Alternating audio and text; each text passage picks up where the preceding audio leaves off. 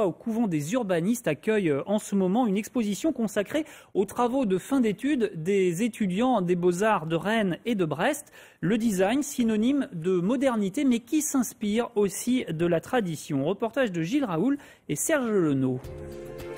Pouvoir tester une œuvre d'art, le fait est assez rare pour être souligné. Et c'est le cas pour ce banc en mouvement inspiré de l'ossature d'une colonne vertébrale qui a l'avantage d'éviter les positions statiques inconfortables. Mais au-delà de l'objet pratique, bon nombre des œuvres exposées ici ont été réalisées avec le concours d'artisans, ébénistes, taxidermistes, ardoisiers ou encore souffleurs de verre. C'est une lampe qui a été designée par Lucie Le Gouen, qui s'intitule la lampe Mercure, qui est inspirée donc des thermomètres à mercure et qui fonctionne sur un principe de basculement. Donc pour la mettre en marche, il suffit de la pencher. Fabriquée par un maître verrier de Belle-Île, cette lampe ou encore cette vision de l'insularité illustre bien cette volonté affichée par les designers contemporains de conserver les savoir-faire anciens.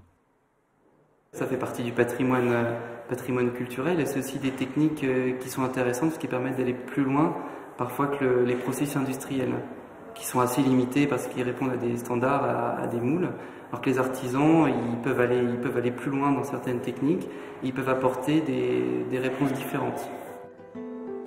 Le design d'aujourd'hui se tourne aussi vers le social, comme cette brouette d'un genre un peu particulier. Elle permet de troquer vos affaires encombrantes, livres, vêtements, dans la rue, avec vos voisins.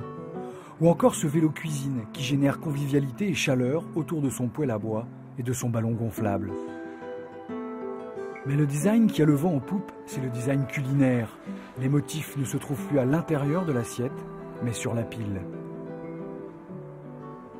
Ici, donc, on a les créations d'une artiste aussi designer qui travaille sur la pâtisserie et qui donc s'est ici amusée à superposer des saveurs, des textures qui ont des couleurs particulières.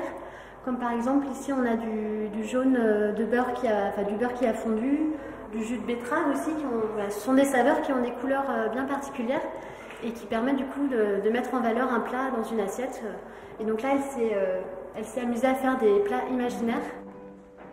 Le design de demain semble donc vouloir investir de nouveaux chemins, comme l'écologie, en rêvant ou en utilisant tout simplement la force des vagues.